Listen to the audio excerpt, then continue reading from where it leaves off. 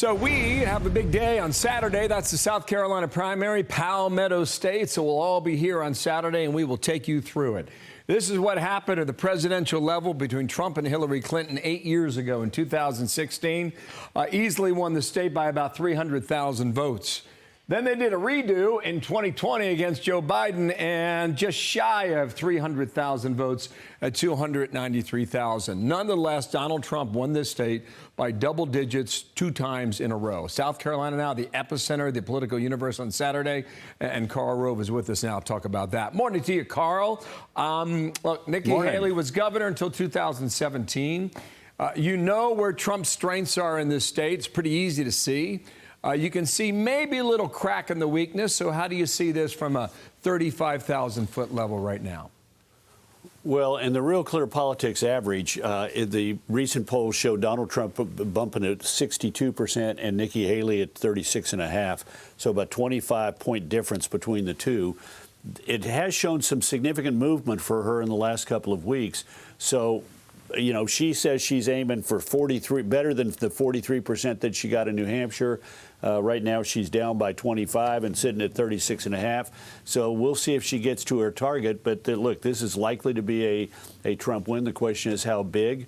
And does she show significant movement? And it's an open primary, so we may not know immediately. It's not a partisan registration state, so anybody can vote in the Republican or Democratic primaries by choice, sort of like Texas, which and Ohio, both of which do not have party registration and are sort of open primaries. So we'll see. But the upper hand is Trump's. He's got the governor, every statewide elected official, virtually all of the legislature, lots of the sheriffs, the political establishment in South Carolina on the Republican side did not like, you know, Nikki Haley gave him a hard time as a legislator and then as a governor, and it's sort of a semi-payback time when it comes to the big dogs.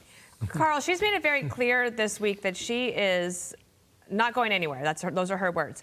And I wonder if you could put us in the shoes of, or the minds of, some of her big backers, some of the bigger donors who are saying, keep going. Even if they know what the math is here, why would they do that? Well, I think in part it's a reaction. I mean, Donald Trump is winning. He won, you know, Iowa, New Hampshire, Nevada, Virgin Islands. He is ahead pretty dramatically in the polls. He's in essence the incumbent. He's the former president. And so when he says, you know, if you give to Nikki Haley, there are going to be consequences and retribution against the people who oppose me. There's something in the genetics of some Republicans that says I'm not going to be talked to like that.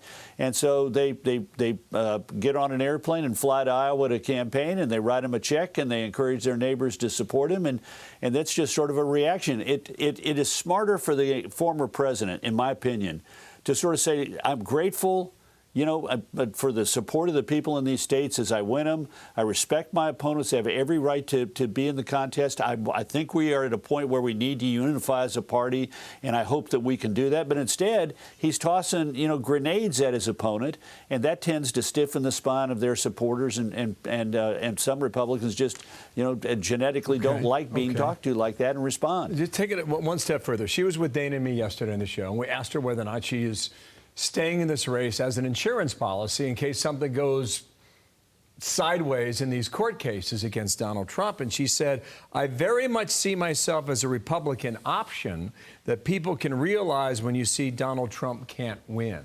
So I took that as a yes. She's staying in as an insurance policy, hedging the Donald Trump candidacy.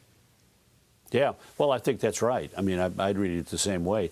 And look, we have contests that go on a long time, and sometimes beyond the point at which we, you know, the media think it's viable. And that's just the way politics is. These people have a right, and their supporters have a right to stay in the contest as long as they think that they've got a shot, however remote that is. And, you know, we don't have sort of a committee that steps in and says, you're out of here because we've decided you're out of here. It just doesn't work that way. Karl Rove, thank you for being with sir. us, and I'm sure we will see you at sir. some point pop up on Saturday night. Love your line from your bet. piece today Absolutely. in the Journal, by the way, Karl. More than any election in recent memory, this one involves contingencies piled on uncertainties topped by imponderables.